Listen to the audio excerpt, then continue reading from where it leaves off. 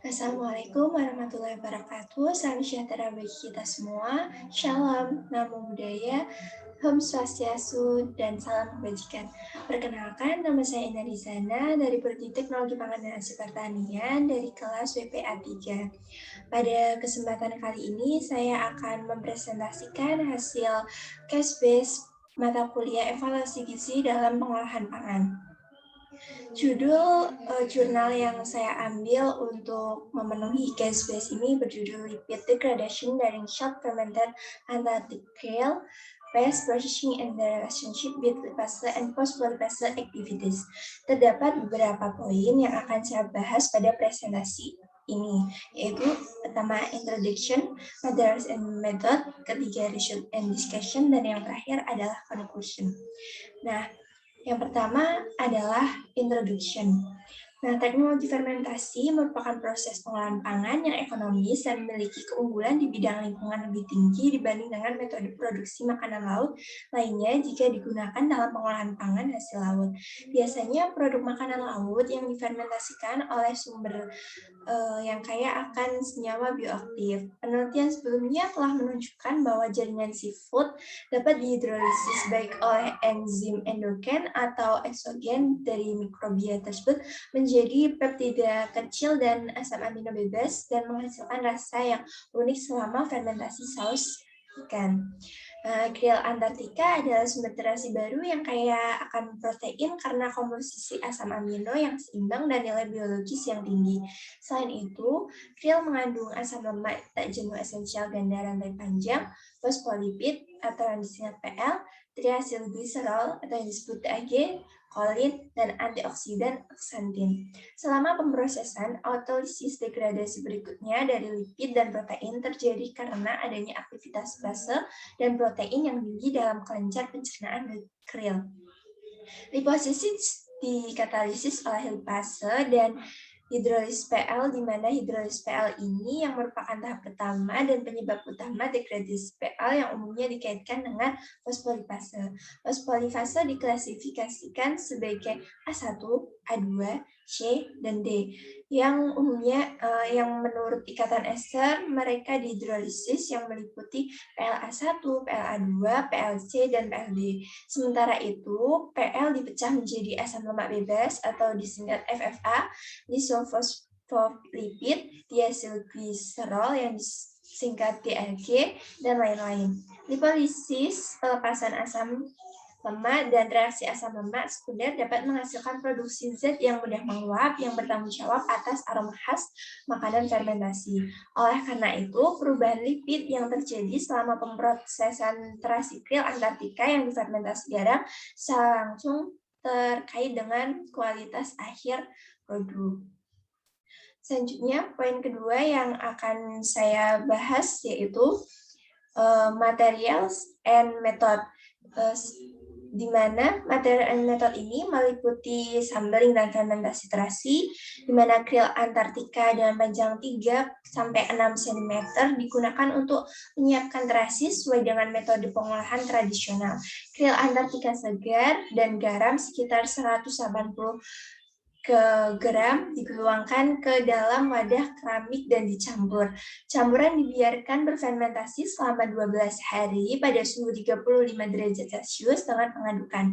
Sampel dari 3 ulangan ditarik pada hari ke-0, 3, 6, 9, dan 12 dan menjadi sasaran uji lipid. Selanjutnya, pada parameter fisiokimia, untuk menentukan pH, 10 gram sampel dan 10 mili air suling dicampur dengan homogenizer polytron selama 30 detik. Dan kemudian pH ditentukan menurut ISO 2917 tahun 1999.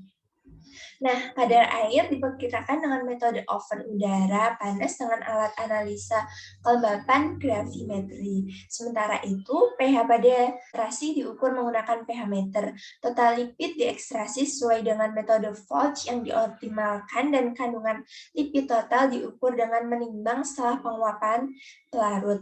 Konsentrasi TG atau yang disebut trigliserida total dan TC atau yang disebut kolesterol total dalam lipid total ditentukan menggunakan kit reagen. Sementara itu, konsentrasi FFA atau yang disebut asam lemak bebas dalam lipid total ditentukan dengan menggunakan kit FFA. Kemudian, uji aktivitas fosfolipid. Dalam uji aktivitas fosfolipase ini, semua prosedur ekstraksi dilakukan dalam suhu 4 derajat Celcius. Pengujian ini dilakukan dengan menggunakan homogenizer ultraturaks. Homogenat kemudian disentrifugasi selama 20 menit pada 12.000 G suhu 4 derajat Celcius. Aktivitas PLA1, PLA2, PLC, dan PLG ditentukan sebagai aktivitas relatif dalam persen bila dibandingkan dengan yang ada di sampel mentah. Untuk aktivitas PLA1, tipe campuran uji mengandung 10 mikroliter larutan enzim, 50 mikroliter dari 0,2 mol trisbuffer HCl pada pH 8, 25 mikroliter dari 10% fosfolipid, 0,02% triton X100, 10 mikroliter air suling, dan 5 mikroliter dari 0,05 mol EDTA dan diinkubasi pada suhu 37 derajat selama 5 menit. Reaksi dihentikan dengan inkubasi pada suhu 100 derajat Celcius selama 5 menit. Sampel kemudian disentrifugasi pada 2600 G selama 5 menit dan supernata dikumpulkan.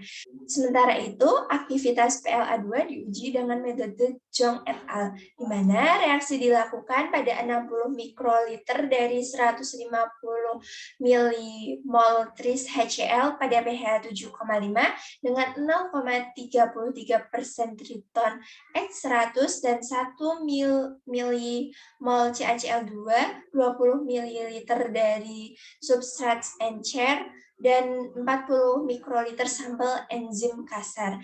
Campuran diinkubasi pada suhu 30 derajat Celcius selama 30 menit. Pengujian dihentikan dengan menambahkan 560 mikroliter N-heptana atau metanol atau isopropil alkohol dan 110 mikroliter air. Kemudian campuran divortek dan disentrifugasi pada 12.000 G pada suhu 4 derajat Celcius selama 2 menit. Kemudian 800 mikroliter N-heptana dan silika gel ditambahkan. Sampel dicampur dengan vortek dan disentrifugasi lagi pada 12.000 G selama 3 menit pada suhu 4 derajat Celcius. Sebuah alkohol supernata dikumpulkan dan dicampur. Setelah itu, aktivitas PLC ditentukan oleh prosedur Cao et al. Menggunakan P-nitropenyl fosforilkolin atau yang disingkat NPPC sebagai substrat. Reaksi dilakukan pada suhu 30 derajat Celcius dalam UV dengan panjang jalur optik 10 mm dan laju hidrolisis NPPC oleh PLC dipantau pada berbagai interval waktu dengan pengukuran pelepasan N-nitrofenol pada 410 nanometer. Aktivitas PLD ditentukan dengan mengukur pelepasan kolin menggunakan metode colorimetry coupling enzim. Uji ini dilakukan dengan menambahkan 0,4 mili campuran uji dasar, 0,1 mol CaCl2, 7,5% triton X100, terus buffer asam sitrat pada pH 6 dan 0,1 mili ekstrak enzim. Reaksi dijaga pada suhu 37 derajat Celcius selama 2 menit dan diakhiri dengan penambahan 0,05 mol EDTA dan kemudian dipanaskan dalam pemanas air mendidih selama 5 menit. Setelah campuran didinginkan hingga suhu kamar, 0,2 mili cairan kromogenik yang mengandung 1 M-tris HCl, pH 8, 100 unit kolin oksidase, 100 unit horosidis peroksidase, 100 mg 4 amino antipirin, 50 mg fenol ditambahkan dan campuran disimpan pada suhu 37 derajat selama 30 menit. Jumlah 1 mikromol kolin yang dilepaskan selama reaksi per menit di bawah kondisi uji standar didefinisikan sebagai kegiatan PLD. Berikutnya, penentuan totalipase, aktivitas fase dalam kultur filter ditentukan dengan menggunakan prosedur Winkler and Stuckman. Secara eksperimental, P-nitrophenylpalminat dilarutkan dalam 10 mili isopropanol dan kemudian dicampur dengan 90 mili 0,5 mol gliserin buffer NaOH pada pH 9 dan sampel enzim. Campuran reaksi ini diinkubasi pada suhu 37 derajat Celcius selama 5 menit. Reaksi diakhiri dengan menambahkan 50 mikroliter dari 0,3 mol CaCl2 larutan dan segera disentrifugasi pada 8000 G. Absorbensi supernatan dibaca pada 410 nanometer. Aktivitas fase didefinisikan sebagai aktivitas relatif dalam persen dibanding dengan yang ada di sampel mentah. Penentuan komposisi asam lemak dilakukan dengan total lipid, fosfolipid, TG, dan asam lemak bebas dimetilasi dengan boron fluorida metanol. Analisis kromatografi gas asam lemak dilakukan dengan menggunakan kromatografi gas 6890 N. Suhu oven diprogram dari 170 derajat Celcius hingga 210 derajat Celcius pada kecepatan 3 derajat Celcius per menit dan ditahan selama 30 menit. Injektor digunakan dalam metode split dengan rasio 1/20 dan suhu 250 derajat. Hasilnya dinyatakan sebagai persen dari total metil ester asam lemak yang ada. Selanjutnya adalah analisis komposisi lipid. Kandungan MAG, DAG, dan TAG dalam sampel dianalisis dengan HPLC, ELSD. Sampel dilarutkan dalam kloroform atau metanol. Analisis dilakukan dengan menggunakan pompa gradient, pompa HPLC Biner-Waters 1525, kolom silika, pneumokluna, dan ELSD yang beroperasi pada 30 derajat Celcius. Laju aliran 1 mili per menit dan 1 mikroliter sampel disuntikan. Sistem pelarut menggunakan pelarut A, yaitu heksana atau isopropanol atau asam asetat, dan pelarut B, yaitu heksana, isopropanol, atau asam asetat. Kromatografi cair kinerja tinggi yang dilengkapi dengan detektor hamburan cahaya juga digunakan untuk menguji fosfolipid selama pemrosesan terasikril Antartika yang difermentasi garam. Analisis dilakukan dengan elusi gradient menggunakan sistem pelarut kloroform atau metanol atau aminum hidroksida atau air. Fase gerak laju alir adalah 1 ml per menit. Suhu penguapan ELSD dipertahankan pada 65 derajat Celcius. Gas nebulasi adalah nitrogen dengan tekanan 4,5 MPa. Kemudian yang terakhir adalah analisis statistik. Parameter fisiokimia, data lipolisis, dan data oksidasi lipid dari sampel yang diperoleh pada tahap pemrosesan yang berbeda dianalisis dengan analisis varian satu arah atau ANOVA menggunakan perangkat lunak statistik. Tingkat signifikansi pembatalan ditetapkan pada signifikan 0,05. Poin ketiga yang akan saya bahas adalah result and discussion. Perubahan parameter fisiokimia selama pemrosesan fermentasi garam terasikril Antartika dapat diamati melalui pH. Selama fermentasi, pH berubah kemungkinan karena serangkaian reaksi. Perubahan pH ini dapat kita lihat pada tabel 1, di mana pH menurun secara signifikan 0,01 selama hari ke-0 sampai ke-6, dan perlahan-lahan menurun setelahnya hingga akhir pemrosesan. Berkisar antara 6,4 hingga 6,6 yang merupakan kisaran pH yang sesuai untuk sebagian besar lipase dan fosfolipase. Fluktuasi pH ini mungkin terkait dengan pembentukan asam amino dan FFA melalui degradasi protein dan lipid masing-masing selama tahap autolisis. Pada tabel 1 juga dapat dilihat terjadi perubahan karakter air di mana kadar air menurun secara signifikansi 0,05 selama pemrosesan dan diperoleh kadar air rata-rata dari produk akhir adalah 64,01%. Hal ini disebabkan oleh dehidrasi osmotik garam pada fase awal dan penguapan pada fase pertengahan akhir pemrosesan. Setelah mengetahui perubahan parameter fisiokimia, selanjutnya perlu juga untuk mengetahui perubahan komposisi lipid selama pemrosesan fermentasi garam terasidil Antartika. Nah, komposisi lipid termasuk lipid netral, FFA, kolesterol, dan PL selama pemrosesan dapat dilihat pada tabel 2, yang dinyatakan sebagai presentase dari total kandungan lipid, di mana netral lipid diperhitungkan 44,15% dari total lipid dalam kril Antartika mentah, diikuti oleh fosfolipid 36,79% dan asam lemak bebas 7,99%. Kandungan lipid total signifikan pada signifikansi 0,05 menurun pada akhir pemrosesan. Presentasi kolesterol total atau yang disingkat TC dan proporsi lemak bebas signifikan 0,05 meningkat seiring waktu. Penurunan nyata dalam total lipid dan peningkatan FFA selama proses fermentasi garam dapat dianggap berasal dari lipolisis dan oksidasi lipid dari triasilgliserol. Presentase netral lipid juga menurun secara signifikan tidak langsung selama tahap awal 0 sampai 9 hari dan kandungan fosfolipid signifikansi 0,05 menurun terdeteksi pada tahap selanjutnya yaitu 6 sampai 12 hari. Sementara itu, kandungan aksantin menurun secara signifikan selama pemrosesan terasidil signifikansi 0,01 yang dapat dilihat pada tabel 2 akibat dekomposisi dan oksidasi pada suhu tinggi.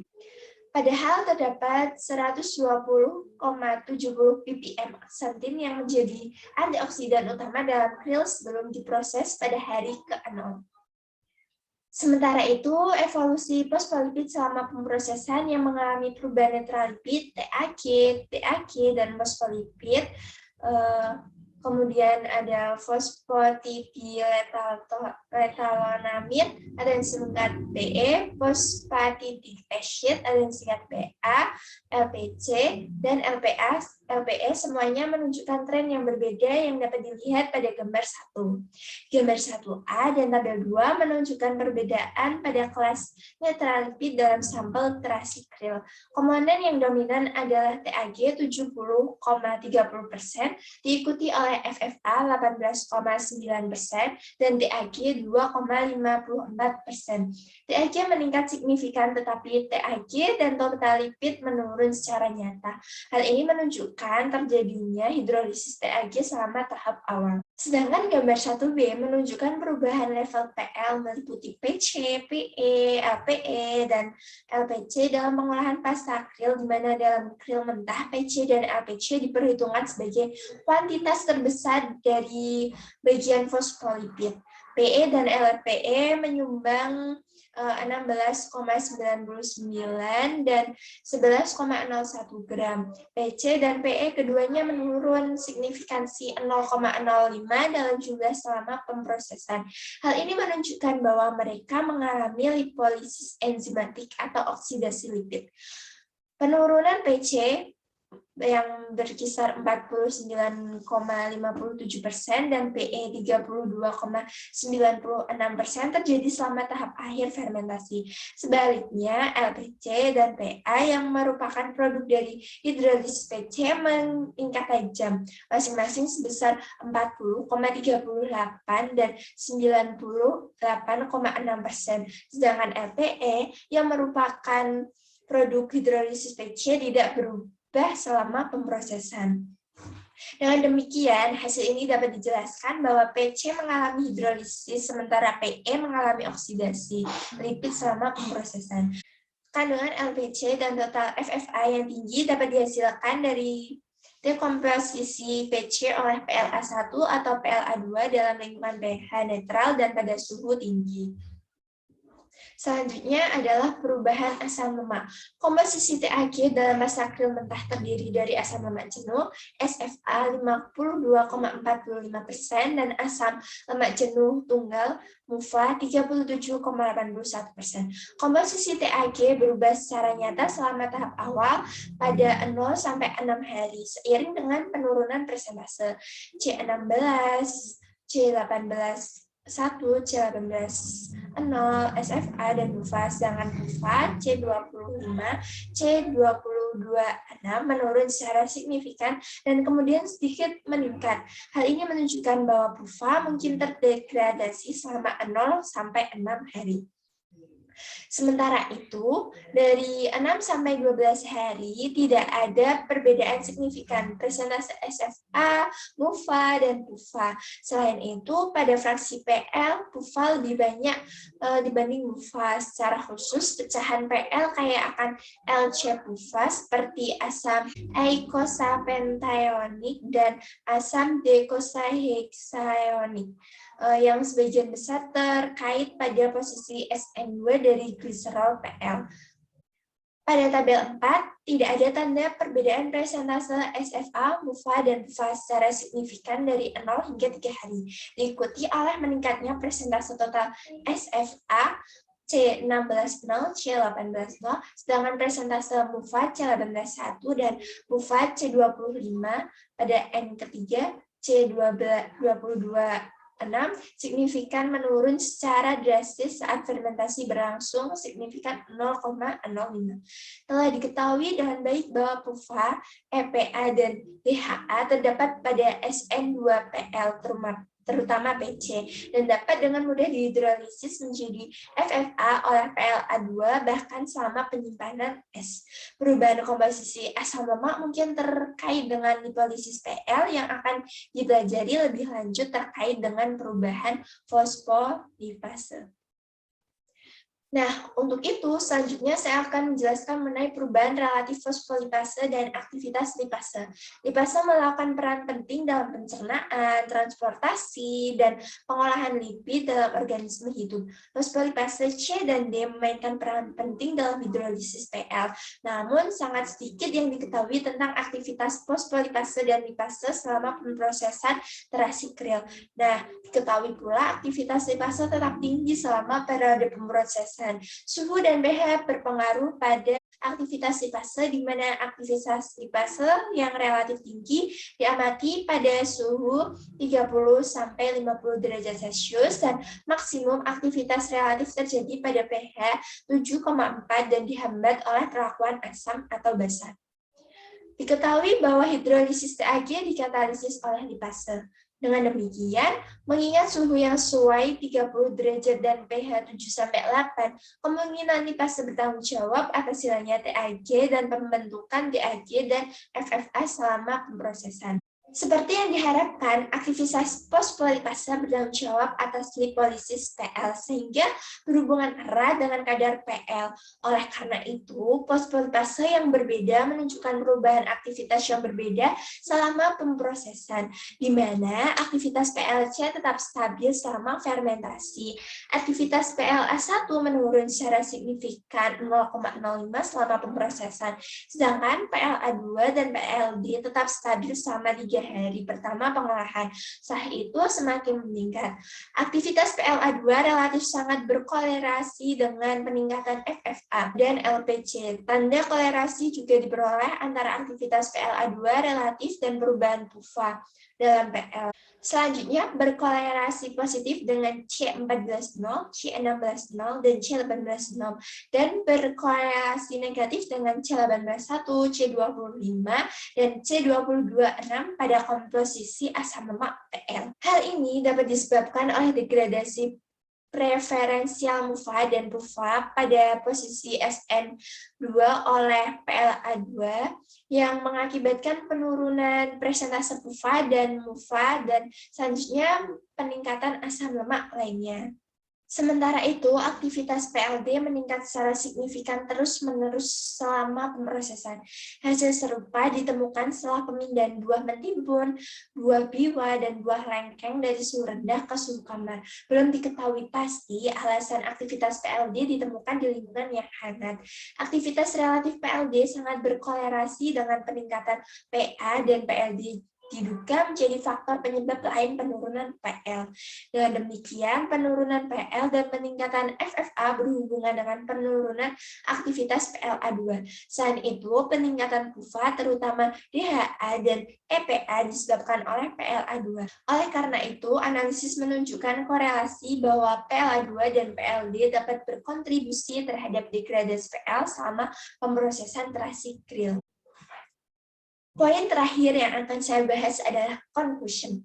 Pada research ini, lipolisis fosfolipid dan netralipid diamati selama pemrosesan terasi krill. Di antara NL, DAG, dan PUFA secara bertahap meningkat. Sementara itu, TAG menurun selama 6 hari pertama pemrosesan yang dikaitkan dengan aktivitas lipase yang tinggi. Aktivitas PLA2 dan PLD mengakibatkan penurunan fosfolipid, fraksi terbesarnya adalah PC, dengan bertambahnya waktu pemrosesan. Penurunan fosfolipid juga ditemukan selama periode pasca fermentasi. Hidrolisis fosfolipid berkontribusi pada peningkatan FFA, LPC, dan PA selama periode ini. Signifikansi korelasi antara aktivitas fosfolipase dan degradasi fosfolipid serta peningkatan FFA lebih lanjut menyatakan bahwa lipase, PLA2, dan PLD memainkan peran penting dalam lipolisis selama pemrosesan terasi krill. Nah, dengan berakhirnya pembahasan conclusion ini, pertanda berakhirnya pula presentasi dari saya. Semoga apa yang saya sampaikan ini dapat bermanfaat. Terima kasih. Wassalamualaikum warahmatullahi wabarakatuh.